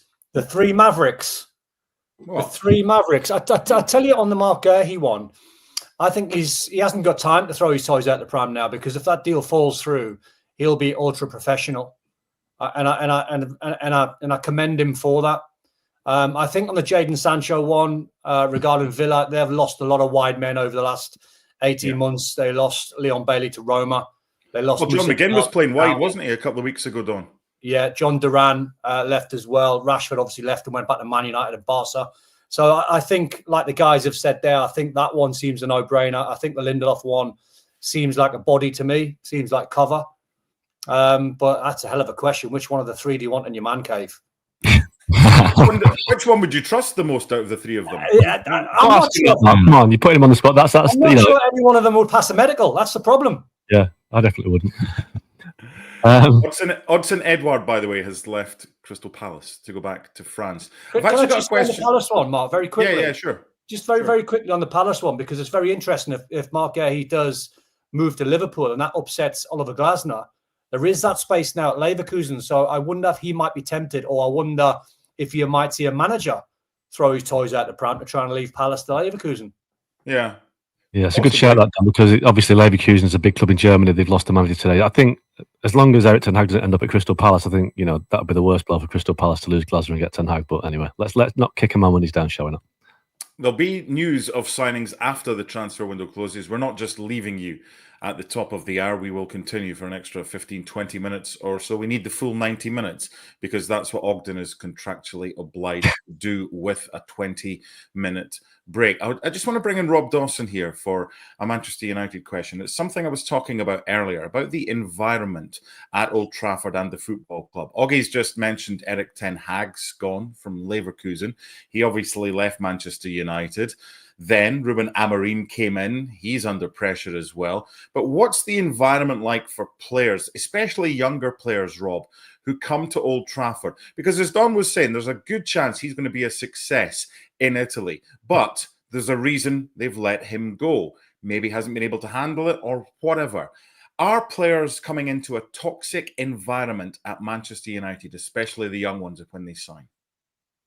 Well, judging by what Ruben Amorim was saying in the summer when we were with United on tour in the US, that's exactly the kind of issue that he's trying to fix. Luke Shaw did an interview in Chicago where he actually used that word toxic. He said the environment at Man United in the past has been toxic, and it's just not been the right place for any player, young players, experienced players to thrive. And Ruben Amorim has tried really hard to fix it. Now, he's made some very bold decisions with that you can see really clearly with the likes of Garnacho and Jadon Sancho, Marcus Rashford, all being completely frozen out and not taken to the US and told in no uncertain terms, you've got to find a different club. You're just not getting back in. There have been other ways that he's tried to do it. He gave the players a lot more free time in the summer when they were in the US. He wanted them to spend time together. He wanted them to eat together. They tried different ways of avoiding having sort of cliques at dinner. He wanted them to spend time as a group. So he is trying to do it. Now, whether all that works remains to be seen. I think that the big issue at Man United is the pressure of it. And, you just had Don there talking about Rasmus Højlund. You can talk about a toxic environment all you want, but Rasmus Højlund's been really, really badly let down by Man United. He was told initially that he was coming in as a secondary striker to a more experienced player, maybe plays 20, 30 games, and that gives him a chance to kind of adapt to the Premier League. And all of a sudden, he comes in for 74, 75 million pounds. He's the main guy and told, you've got to score 30 Premier League goals as a 21-year-old. Now, that just doesn't happen. And the worry that Man United fans have got is that they haven't really learned a lesson. And you're asking someone like Benjamin Sesko, who, again, has got all the talent in the world. He's got loads of experience in Bundesliga, but the Premier League is a different animal. And in 18 months, are we going to be back doing this show, waiting for updates about Benjamin Sesko possibly leaving on loan back to RB Leipzig because he just hasn't been able to reach the expectations that he's expected of at Man United? And obviously, Man United fans will hope that's not the case. But I just think it's a really hard place to thrive at the moment. And you look at the dressing rooms under Fergie with the amount of leaders you have in there, the amount of senior players who are there to kind of keep all that stuff in check. There aren't that many anymore. And if you're a United fan, I would worry really about what this season is going to look like. I just think though that Man United players making excuses all the time. You know, toxic environment. Luke Shaw talking about stragglers. I mean, Luke Shaw's been there for 11 years now, and he's been part of that problem. It's like you can't keep making excuses. I think Rob's right. United have let players down by not signing the quality of players that they should have done. They've signed too many project players that have got potential. And they haven't signed enough players in the mid-20s, mid to late 20s, like that they have this year with Cunha and Mbuma. They've kind of addressed that. But, Don knows what it's like. Footballers will make any excuse they can make. They will make it because they don't want to play in an environment where they can say, it's my fault. So footballers, managers, they always look for somebody else to blame. And I think a lot of these United players who are complaining need to look at themselves a little bit and think, well, you're just hiding behind somebody else who's performed better than you because it's his fault, it's their fault. I just wish to get on with it and play, to be honest. But one of the reasons I brought that up, Augie, was Kobbie Mainoo. Now, This is such a talented young lad. There's as much chance of him doing what Scott McTominay did, even though he's a lot younger, going away elsewhere, being a huge success. And it's another one that got away. Yeah, but Mark, I take your point on McTominay, but a lot of players go to Italy and thrive because the league is nowhere near as good as strong as the Premier League. The Premier League, as we've seen with people like Florian Wirtz coming from the Bundesliga, it's a tough league to thrive in. Now, McTominay, it did okay for United. He scored the odd goal, but he was never going to take United from that level to the next level. But he's had a great year in Italy. I think Kobbie Mainoo. Yeah, Mainoo. He doesn't fit the system. He doesn't fit Amorim's system. So obviously they might end up losing a player that is better and is suited in a different system. I think we're all guilty of overhyping him after the Euros when he played really well for England, alongside, by the way, Declan Rice, who, if Man United had a Declan Rice, he'd be much better. But Kobbie Mainoo's problem is he's not quick enough. He's not quick enough to get box to box and move around the pitch. So in that system, he'll always be short of what you need. So he's a good player, Kobbie Mainoo. But listen, if he leaves Man United, I don't think they'll be crying themselves to sleep because he's a good player, but not a great player. Top of the hour. Hold on, Don. Top of the hour. Window has slammed shut. Doesn't just shut. It slams shut. Don Hutchison is still here. There were no maybe there were late calls from other broadcasters, but you've decided to stick with us, Don. Phone was closed off. It's a bad sign for Ruben Amorim that one of your talented young players effectively says, I do not want to play for you anymore. I want to go out on loan. That's a bad sign for a manager. Why don't we do a reset? Let's go back to the boys in London, the football reporters. If you're just joining us, maybe looking for some late deals or whatever, let's find out from Mark Ogden, from Rob Dawson, and from James Ollie all the things that they've heard. Alexander Isak, Mark Guéhi at Liverpool, and all the other big ones. What's gone through, what hasn't yet, but still might. Augie, take it away. Well, we're still waiting for the deal sheets to go through. We're at that time of the window now where obviously Tom told us earlier on, Tom Keane, there's no fax machines anymore. But a lot of these deals that haven't been confirmed yet, Johan Visser, Alexander Isak, I'm pretty sure they'll go through. I think it's just a paperwork thing. I think Mark Gray is the one that's got a big question mark over, because that seems to be because the club that's ready to let him go is no longer ready to let him go. But the rest of them, the deals have been done, all agreed. It's just a case of there'll be a logjam of paperwork now. So give it half an hour, give it an hour, and I'm pretty sure a lot of these deals that haven't been finalised yet will be finalised. I know it sounds ridiculous. The deadline is a deadline, but as long as everything is submitted by 6:59 and 59 seconds, then they'll get over the line. Do you boys agree that this window should be shut before a Premier League ball is kicked on match day one? Because I do. Yeah, I think it puts managers into chaos. Yeah, I mean, obviously, to be fair to the Premier League, they tried to instigate it. I mean, the clubs voted to bring it forward. When was it? 7 years ago, and on the expectation that the rest of Europe's major leagues would do the same, because there was clearly what the Premier League clubs didn't want to do was hamstring themselves into basically not being able to do business for 3 or 4 weeks less than the other major leagues in Europe. And so the Premier League took the initiative and said, right, we spend the most money, we're the biggest league, we're going to move our deadline, come join us. And nobody did. So the Premier League clubs voted to move it back. I think it was 2020, 2021, where they moved it back to the end of, or beginning of September as it is now. And so I sort of have some sympathy with the Premier League clubs here, because they did try to do it, but you have to have the window closing sort of uniformly across those major leagues.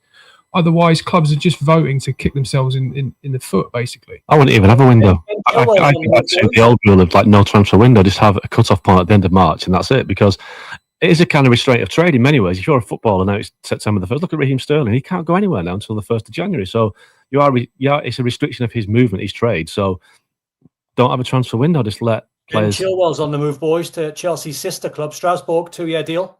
But that was a tough negotiation, wasn't it? Well, I mean, and that could be a route out for Raheem Sterling last minute, or as we know, there are a couple of other windows that are still open for him. But Ben Chilwell and Raheem Sterling are two of the highest profile members of the so-called bomb squad. The group that is training away from the first team. They are isolated on their own, told they have no future by the manager. I mean, it's a pretty bleak place to be. And, it's again, we're talking about Ben Chilwell. It seems a shame that he's ended up having to go to a sister club, a player who was he last season? Palace on loan? Yeah. You would have thought a club of that sort of ilk would have taken a punt on a player who was, again, an England international a couple of years ago, good professional, nice guy from what I know him a little bit from just interacting with him, interviews and those sort of things. He's always come across well. It's just, again, a player who's sort of fallen through the cracks at Chelsea. And I do think it's just on Sterling, when we were talking earlier about contracts, I think it is just worth making the point at Chelsea that Sterling was the first major signing under the Bowley Clearlake era. And what they did then, of course, was they gave the players the big contracts at the start. So he was on big money from day one, Raheem Sterling. Whereas what Clearlake have done since they've sort of taken over the club in the last couple of years, sort of steered it away a little bit from Todd Bowley and kind of pushed him into the background, is they've tried to, yes, these contracts are very long, but they're heavily incentivized. So my understanding was certainly last summer, and I think that was the case for most of last season, the average wage at Chelsea was only 60 grand a week. Only in the context of football. Peanuts for done that. And it's quite a low number. But all of these contracts have got sort of automatic triggers in them that if a player, Cole Palmer being a good example, he hits his goals, his assists, his appearances, the club do well, it triggers these incentives where that money can go up quite quickly. But I think it does explain why Chelsea have been able to sell quite well in this window, because a lot of these players are actually on quite modest wages. Whereas if you compare it to United, for example, we're talking about how difficult United are struggling to. That's a wage problem as much as it is a transfer fee problem. Just in terms of deals that get done after the event, I mean, Rob and I can both remember the David De Gea situation at Man United, where he was going to go to Real Madrid and that fell through because the paperwork didn't happen. And there's a bit of suggestion that Real Madrid at the end got cold feet, decided they weren't going to sign him, but that deal was done and then it fell through. I remember the David Moyes' window when he signed Marouane Fellaini. They also tried to sign Fabio Contrario from Benfica, and that was done, but then it wasn't done. So we are now at it's 7:05. There will be a couple of deals that everyone thought were done that won't be done, but we're just kind of waiting for the dust to settle on those now, because just to ease a few nerves maybe with United fans who want Saint Lemens to be announced. Obviously not been announced just yet. United are saying that an announcement is not imminent, but it is all on track. So you have to think that deal is pretty much done, and he's doing all of his kind of media duties and everything, and then they're going to announce it later on. They're saying the same about Jadon Sancho. Again, not been announced, but on track as far as United. The social stuff, they're playing the piano. James, were you covering Arsenal when they signed Andre Arshavin about 4 days after the deadline? I was. I've written about that story in a book, no less. Yeah, just I'm not going to go through the whole story. We don't have time, but a remarkable sort of set of circumstances where that window actually got pushed back because of heavy snow in London. So there was an extra day to try and get that deal done. And again, it was about the deal sheet, but then we were back in the days of fax machines in Russia not working in St. Petersburg, so they went to email. Was it snowing in St. Petersburg as well? Well, there you go. And it affected the fax machine, so it must have been bad weather. And it got down to an email being sent just simply from the Zenit end to Arsenal saying agreed. And that was the one word that got that deal over the line, because that email was sent just before the deadline. So these things, it's remarkable how, as I alluded to earlier, I think it's easy to believe some of the PR about recruitment, recruitment arms of clubs and how professional it all is. Sometimes it is as chaotic as as if we were doing it. It is mad sometimes. James, if you don't want to take the opportunity to plug that book you've written about Arshavin in the snow, I'll plug this one. Stevie Nicholls' autobiography, still on sale. Good read if you would like it. I wrote it, not him. Don't worry about it. Transfer window is closed. Next time we come to you, you can still plug the book. No problem at all with that. But speaking of Liverpool, I want to go back, and we're rejoined by Beth Lindop, because it's possibly been, if not the best Liverpool transfer window since transfer windows became a thing. Then it's certainly up there. Where would you put this, Beth?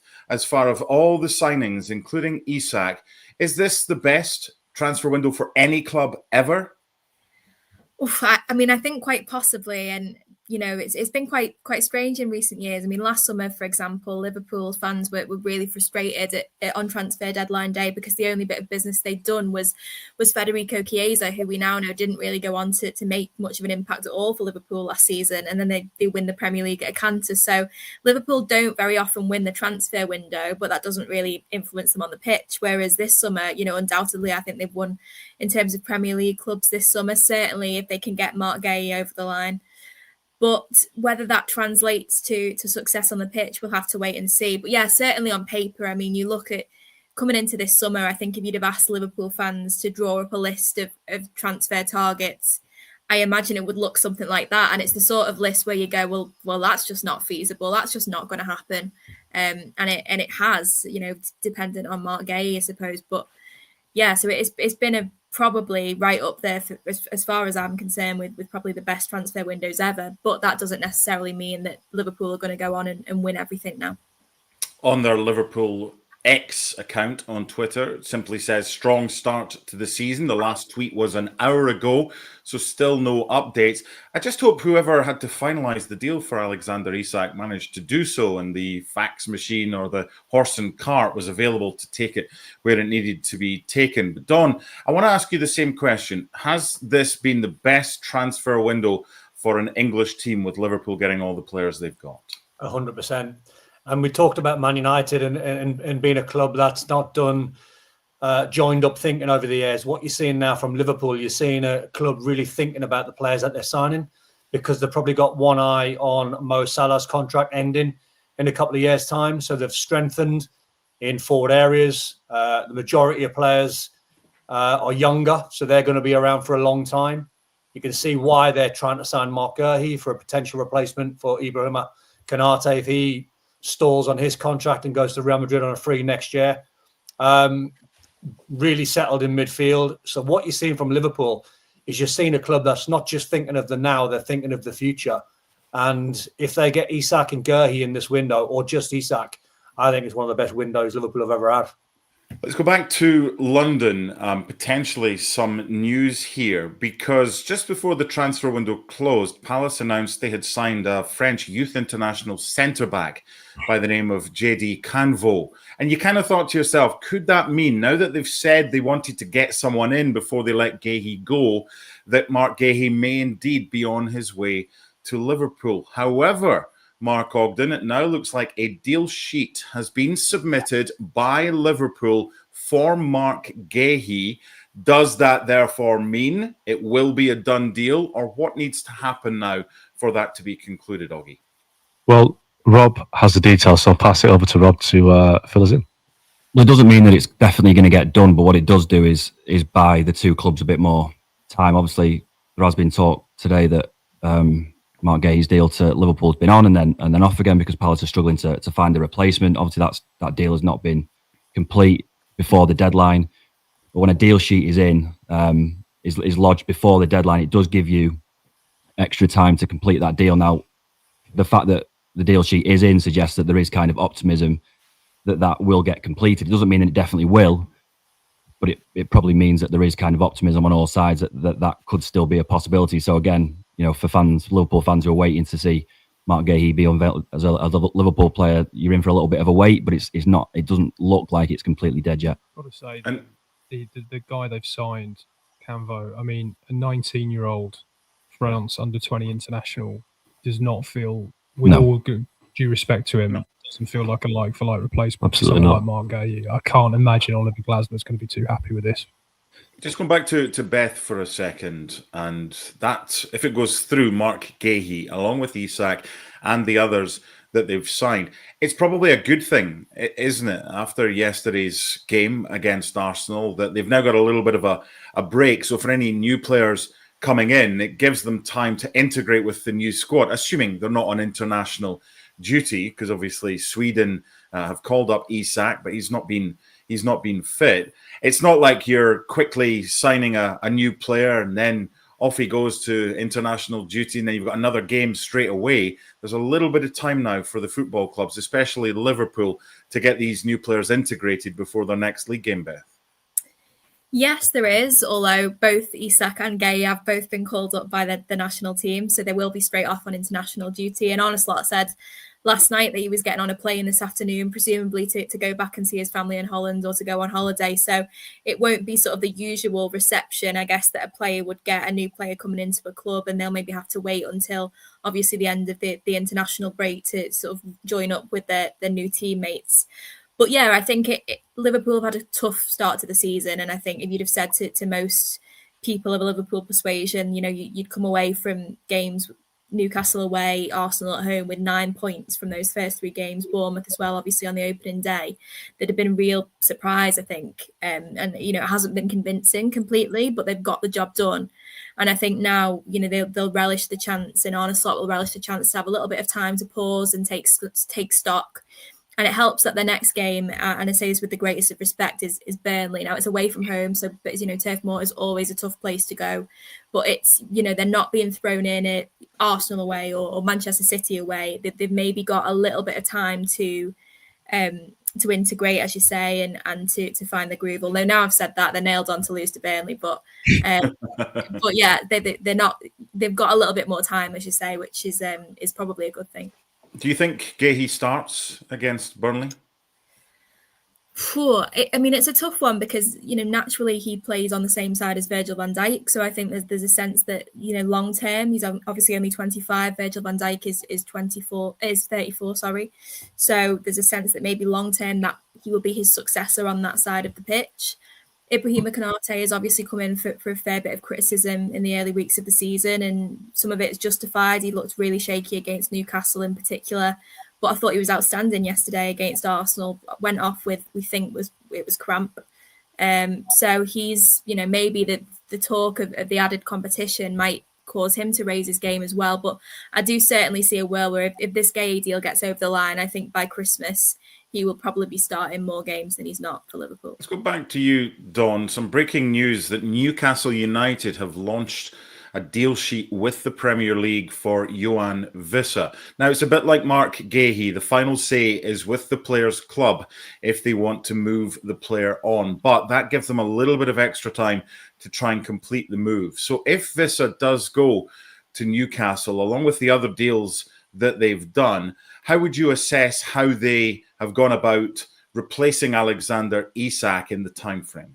Yeah, well, it's all took a little bit of time, but I would say is when you look at the players that have been brought in and the work that Eddie Howe's done and the backroom staff to get the players over the line, I think it's been, in the end, after a long saga, an exceptional window. Jacob Ramsey's a good young player. Alanga will be a terrific signing.